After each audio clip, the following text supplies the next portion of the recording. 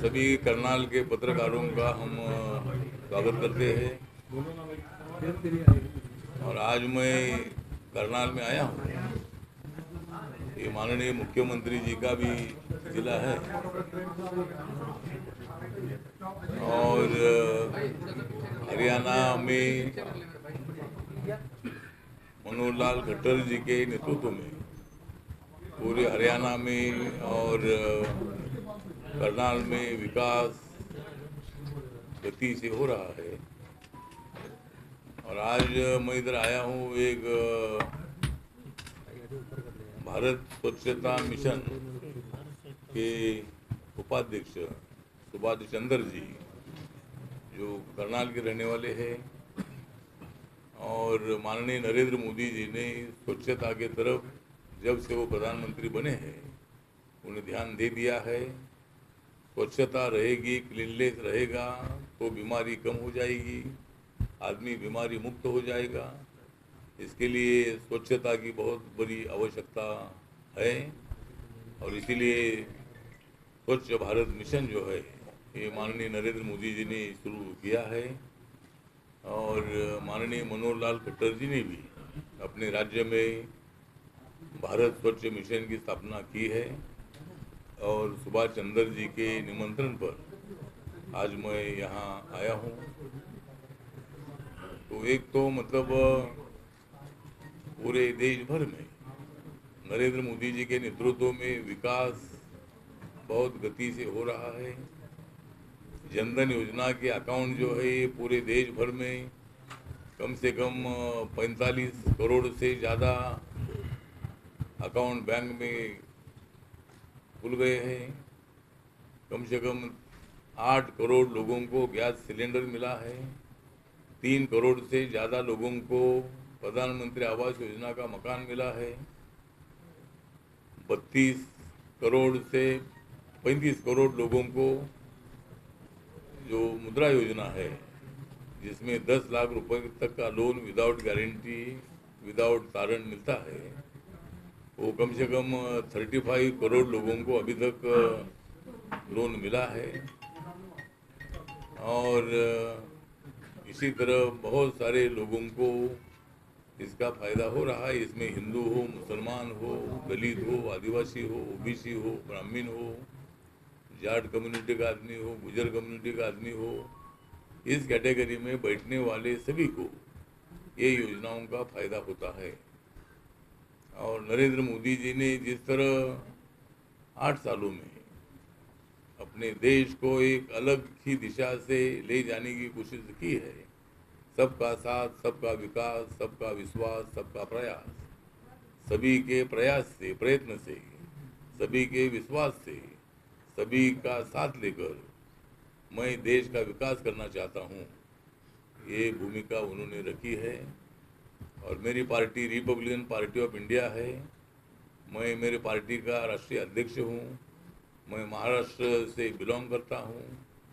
मैं 3 बार लोकसभा में member of parliament रहा हूँ और अभी दूसरी बार मैं राज्यसभा में एनडीए में मेरी party Republican party of India है। और हमारे अनिल बाबा जी मेरे पार्टी के अध्यक्ष है जो वल्लभगढ़ फरीदाबाद में रहते हैं। सोनू कुंडली जी जो हमारे पार्टी के उपाध्यक्ष है जो सोनीपत में रहते हैं।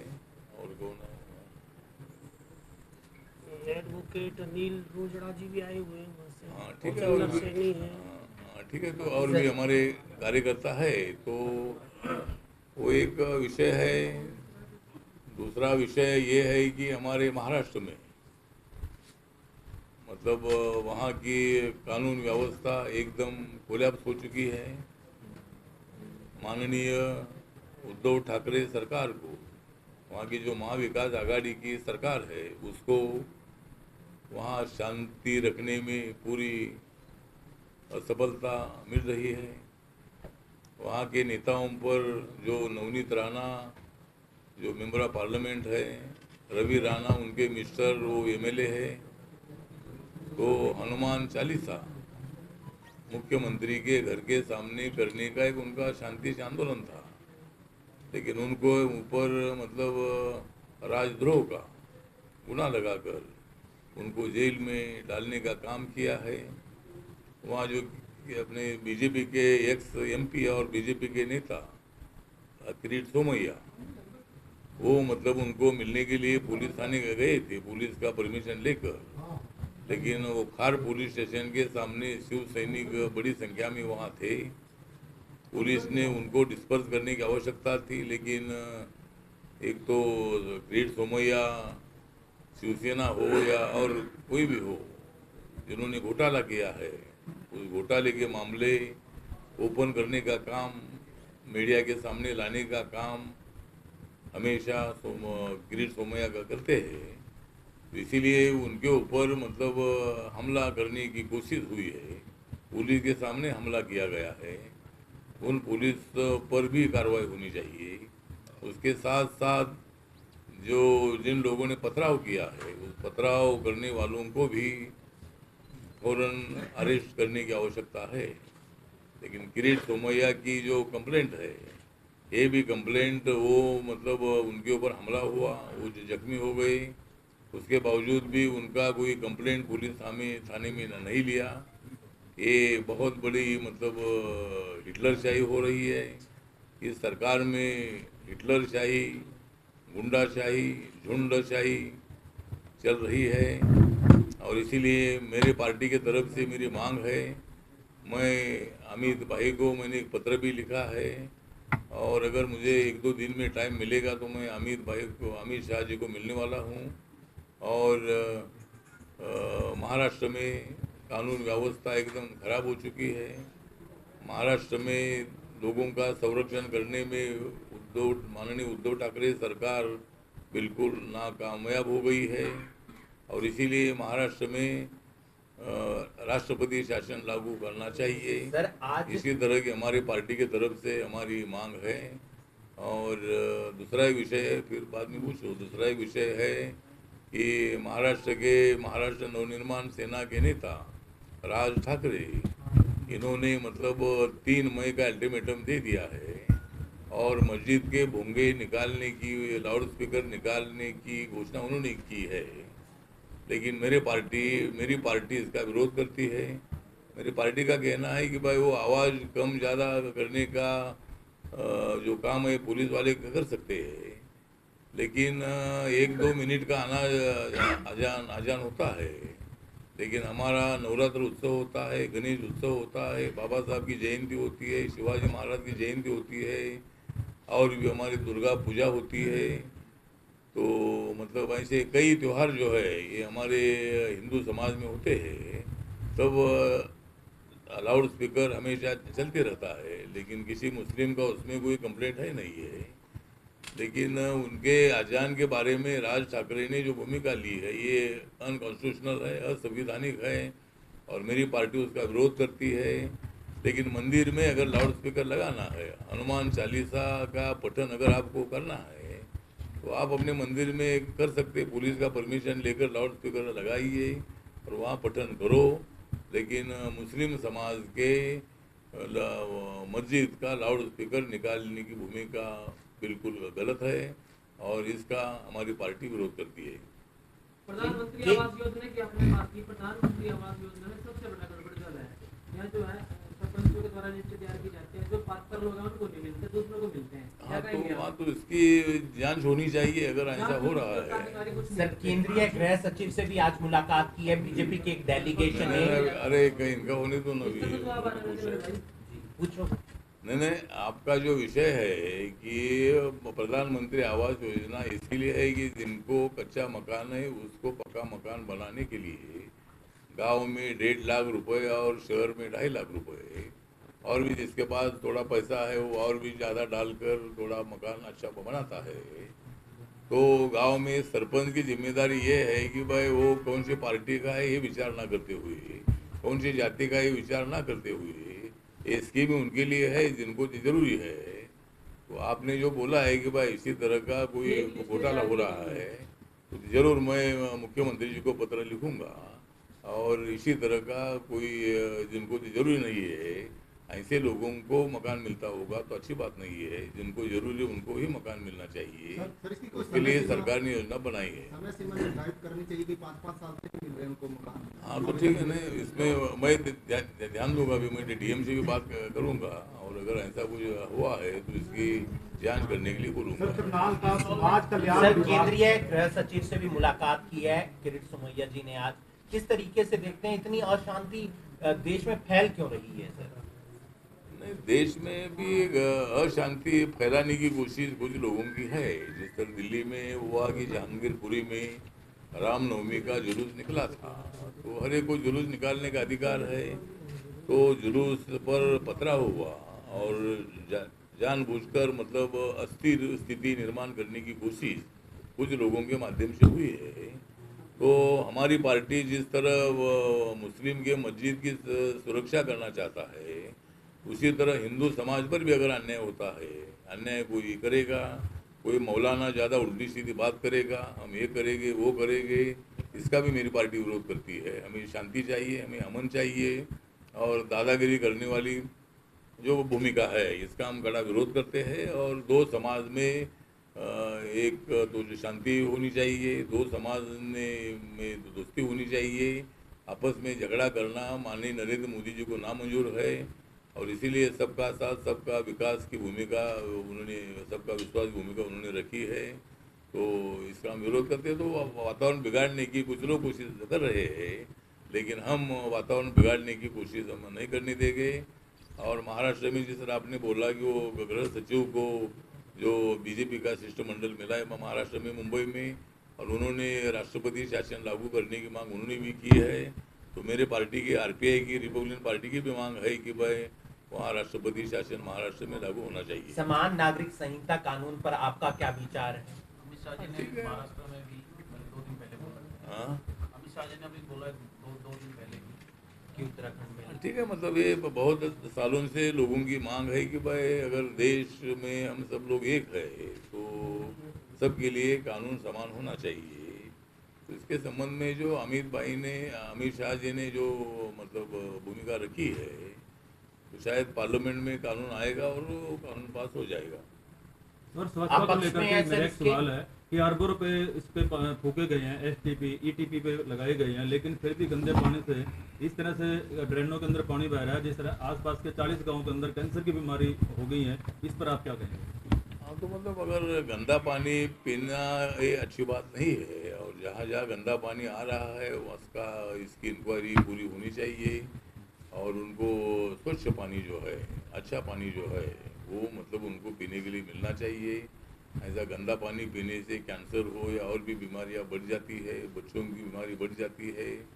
तो ज़रूर इसमें हम ध्यान देंगे। मैं राज्य सरकार को मैं लिख दूँगा, और जहाँ जहाँ इसी तरह की स्थिति है उसमें सुधार होना सर, चाहिए। एक सेंसिटिव इशू है मैं बुढ़ापा पेंशन को लेके। यहाँ पे जो फैमिली आईडीज है, फैमिली आईडीज में 2 लाख से ऊपर इनकम चली गई है तो पेंशन कट रही है लोगों की। अब बच्चा अपने पेरेंट्स के साथ रह रहा है। अब फैमिली आईडीज में टोटल इनकम तो बच्चे की भी इंक्लूड हो गई है, पेरेंट्स उस पर डिपेंड है। तो अभी जो नियम है उसके मुताबिक पेंशन मिल रही है। अगर उसमें क्या सुधार करना है, कोई तकलीफ होगी तो जरूर राज्य सरकार को मैं लिखूंगा कि उसमें इनकम में कुछ बढ़ोतरी हो सकती है क्या। क्योंकि अभी जो लिमिट है उसके मुताबिक जिस तरह भी 8 लाख उत्पादन, 8 लाख के अंदर जिनका उत्पादन है, उन ओबीसी स्टूडेंट को शिक्षा में और नौकरियों में सहूलत मिलती है। इस तरह 10% आरक्षण मेरे मंत्रालय ने, मोदी सरकार ने दे दिया है सवर्णों को, उसमें भी 8 लाख का लिमिट है। उसी तरह वो उसमें बैठेगा, उसको ही उसका फायदा मिलेगा। उसी तरह आप जो पेंशन का बोल रहे हैं, तो 2 लाख से अगर कुछ लोग वंचित होते होंगे तो जरूर राज्य सरकार ने कुछ उसमें इनकम में बढ़ोतरी करने का विचार करना चाहिए, और मैं सीएम को पत्र लिखूंगा। ऑब्जेक्शन मांगे थे, ऑब्जेक्शन लोगों ने सबमिट भी किया है डिस्पाइट तो ठीक है, उस पर सरकार विचार करेगी, वो राज्य सरकार का विषय है। तो आप सरकार को लिखेंगे। हाँ, मैं सीएम को लिखूंगा मैं इसके बारे में। सर, कांग्रेस ने आज प्रोटेस्ट किया है पूरे हरियाणा में महंगाई को लेकर, बढ़ते नींबू और पेट्रोल और डीजल के दामों को लेकर। नहीं, कांग्रेस ने तो मतलब महंगाई के बारे में प्रोटेस्ट किया है, लेकिन कांग्रेस के ज़माने में बहुत बार महंगाई बढ़ गई थी। 70 साल तक कांग्रेस सत्ता में रही, और जो महंगाई बढ़ रही है उसके लिए कांग्रेस पार्टी जिम्मेदार है।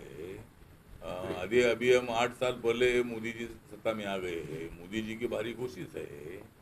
अभी थोड़ा सा प्रॉब्लम ये है कि 2 साल से 2.5 साल से कोरोना के कारण पूरे उद्योग बंद थे, और इसीलिए पेट्रोल डीजल में सरकार चलाने के लिए, लोगों के डेवलपमेंट के लिए पैसे की आवश्यकता थी, इसीलिए कुछ बढ़ोतरी हो गई है। और पेट्रोल डीजल में बढ़ोतरी होने के बाद महंगाई बढ़ती है, इसकी जानकारी हमें है। जरूर अब भारत सरकार जो है कुछ दिनों के बाद इसमें सुधार करने का काम करेगी, लेकिन उसमें सभी राज्य सरकारों ने भी, जहाँ कांग्रेस की राज्य सरकारें हैं वहाँ तो टैक्स कम करने का काम होकर करें, लेकिन वो ऐसा नहीं करते हैं, खाली केंद्र पर आरोप लगाने का काम करते हैं। तो इसीलिए मुझे लगता है कि भाई ठीक बात है, उन्होंने प्रोटेस्ट किया, लोकतंत्र में उनको अधिकार है, लेकिन महंगाई के लिए कांग्रेस पार्टी जिम्मेदार है। सर, करनाल का समाज कल्याण विभाग में बड़ा भ्रष्टाचार नजर आ रहा है। बुढ़ापा पेंशन को लेकर बुजुर्ग चक्कर पर चक्कर काट रहे हैं। कई मामले ऐसे हैं सर कि उसकी पेंशन 3-3 साल की पेंशन जो किसी और के खाते में जाने से उसको नहीं मिल रही, और बुजुर्ग इतने 95 साल के बुजुर्ग। अभी जो अधिकारी है हमारे, मैं अधिकारी से बात करूँगा, लेकिन अभी उन्होंने मेरे पास कुछ जानकारी दी भी है कि वहाँ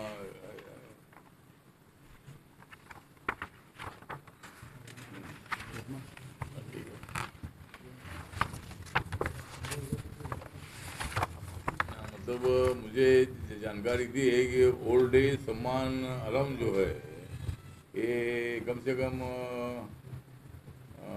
20,350 BC लोगों को ये मतलब सम्मान अलाउंस मिलता है, और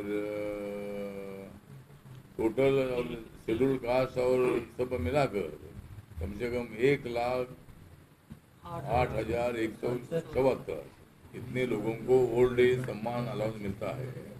डिसेबिलिटी की पेंशन जो है ये कम से कम 13,762 लोगों को मिलती है, और यहाँ डिसेबिलिटी की संख्या कम से कम 40,000 से ज़्यादा है। विडो पेंशन जो है ये कम से कम 54,559 लोगों को मिलती है। दूसरा लाडली सोशल सिक्योरिटी अलाउंस है वो 2,887 लोगों को मिलता है, 47 लोगों को मिलता है। तो इस तरह मतलब बहुत सारे, लेकिन आपने जो बोला है कि जो घोटाला कुछ हुआ होगा, विशेष में एक एग्जांपल दे देता हूँ। उसके बुजुर्ग का FIR लॉन्च कराने की बात कही गई थी उस आदमी को, पर अभी तक उसे FIR नहीं लॉन्च, मेरे कहने क्या कहा गया उसके बाद साफ फोन नहीं उठाते हैं। हाँ, तो मुझे लगता है कि जो DM है यहाँ के, जो DC यहाँ क्या बोलते हैं, जो कलेक्टर होते हैं, तो DC ने भी इसकी इंक्वायरी करनी चाहिए। मैं DC से बात करूँगा, अगर उनके यहाँ जो भी अलग अलग डिपार्टमेंट है वहाँ अगर कोई ऐसा भ्रष्टाचार की कोई नजरिया दिखाई देता है तो उसकी जांच DC ने करनी चाहिए। जरूर मैं DC से अभी बात करूँगा और इसकी जांच करने की सूचना मैं उनको दे दूँगा। सर, बहुत ही इम्पोर्टेंट मुद्दा है, सुनिए, बहुत इम्पोर्टेंट मुद्दा है। अगर हमारे इंडिया में जितने भी एजुकेशनल इंस्टीट्यूशन है, हम कहते हैं ना शिक्षा से विकास होता है, एजुकेशनल इंस्टीट्यूशन में SC, ST, OBC, BNT minority के जितने भी साइंटिस्ट हो, टीचर हो, नॉन टीचिंग स्टाफ हो, स्टूडेंट हो, उनके साथ इनजस्टिस हो रही है, उनके एट्रोसिटी की फ्रीक्वेंसी बढ़ी हुई है, वो जो मेंटल हैरेसमेंट है वो ज़्यादा बढ़ा है। उसको रोकने के लिए आपका क्या स्टैंड रहेगा? नहीं, अभी वो तो ऐसा अन्याय किस पर नहीं होना चाहिए। रोकने के लिए तो मतलब हमारा सोशल जस्टिस डिपार्टमेंट है, सामाजिक न्याय का डिपार्टमेंट है, और सभी को न्याय मिलना चाहिए, किस पर अन्याय नहीं होना चाहिए। अगर SC, ST, OBC माइनॉरिटीज़ के स्टूडेंट पर अगर कोई अन्याय होता होगा तो जरूर मैं इसमें ध्यान दे दूंगा। मुझे पर्टिकुलर अगर कोई इंस्टीट्यूशन में भी ये मामला चल रहा है, तो अगर ऐसा पर्टिकुलर अगर हमको जानकारी मिलेगी तो मैं जरूर ध्यान दूंगा, इंस्टीट्यूशन से बात करनी पड़ेगी। चलो, थैंक यू। साथियों, अभी आपने सुना केंद्रीय राज्य मंत्री रामदास अठावले जी को। साथियों, KBN 365 न्यूज़ नेटवर्क को लाइक करें, सब्सक्राइब करें, शेयर करें। साथी चमन लाल के साथ मैं धर्म सिंह।